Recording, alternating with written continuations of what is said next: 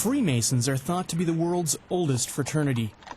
Their origins are shadowed in a mysterious past. They have been much imitated and lampooned, put on the highest pedestal, and held in dark suspicion. There are over 2 million regular Freemasons in North America today. Freemasonry may be the world's oldest secret society, but paradoxically, it is also the most well-known. According to its own history, Masonry became public in 1717, drawing on traditions dating back to the building of King Solomon's Temple. I don't know anything about them, and I think that's the point. They're a secret society. You're not supposed to know about them. Through the later part of the 20th century, the number of new members declined, almost to a crisis level within some lodges. Now, early in the 21st century, Masonry has experienced a renaissance. Young men in their 20s and 30s are joining in record numbers.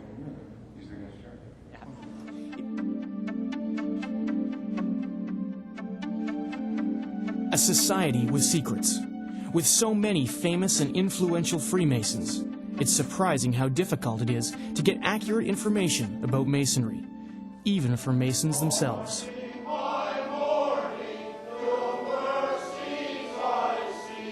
Now thy servant before thee, who is about to assume new and important relations to his brothers. Give him wisdom, give him strength, give him love. So long be.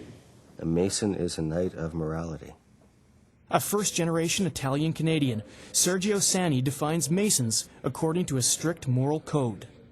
A Mason is a man that has the confidence enough in himself and his brothers to act according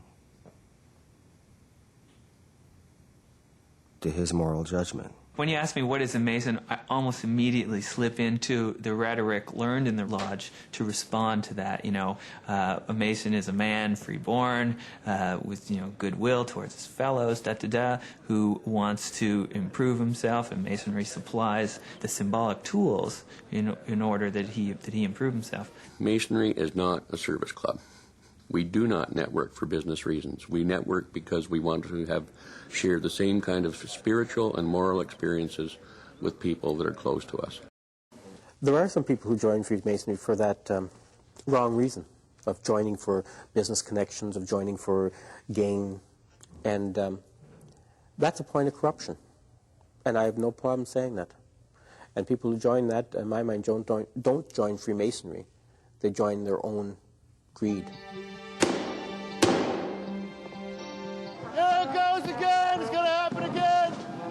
Wes Mackey Jr. is a well-traveled big band musician who now leads a Canadian military cadet band. I give the musical direction and leadership direction, I guess. Try to build and make good citizens as confident young adults.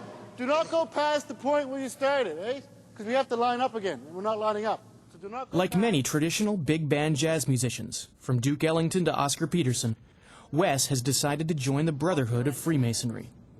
Part of the reason why I did join was because it was a men's-only organization, once I knew what it was all about. And that's because I think, you know, especially today when fathers are away from families, I think males still need a bonding thing of some sort. They're not like women where they can just hug and cry together. They actually have something to organize and do together.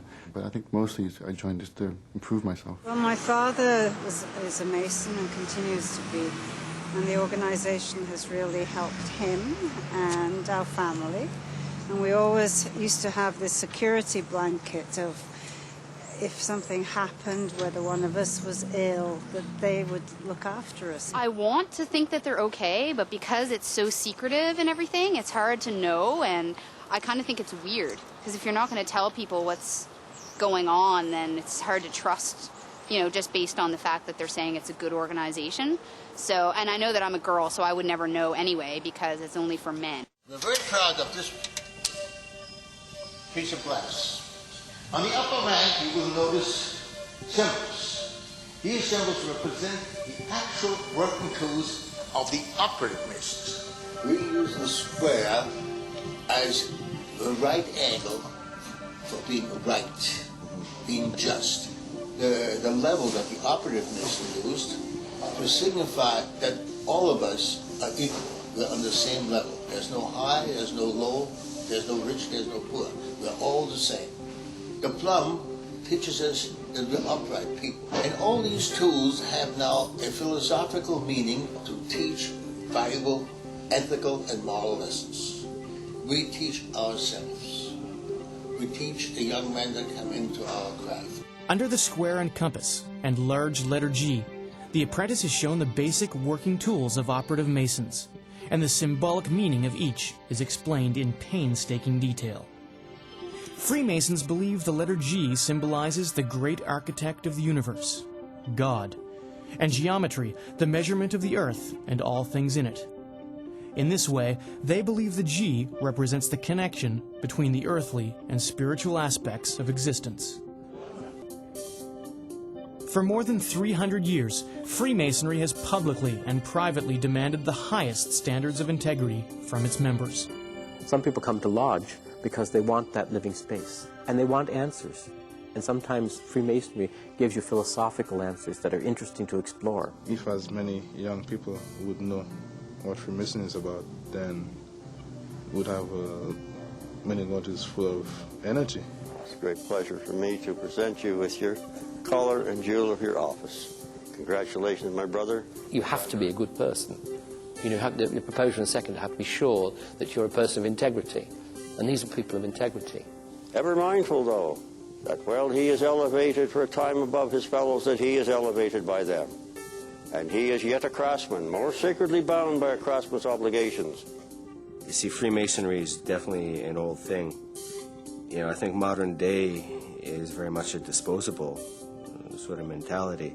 You know, you buy something, you throw it away. Freemasonry is the opposite of that. It's a lifelong commitment. I think that we can all look in our lives, those of us who are non-Masons, and think to ourselves, okay, where have I experienced something that sounds, you know, like the concept of haven, which is something that I think everyone can subscribe to.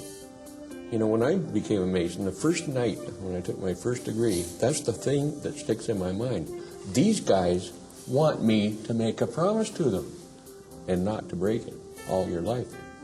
We're here to fit ourselves as living stones in that spiritual building, that house not made with hands, eternal in the heavens. There you go. I love that one. Yeah.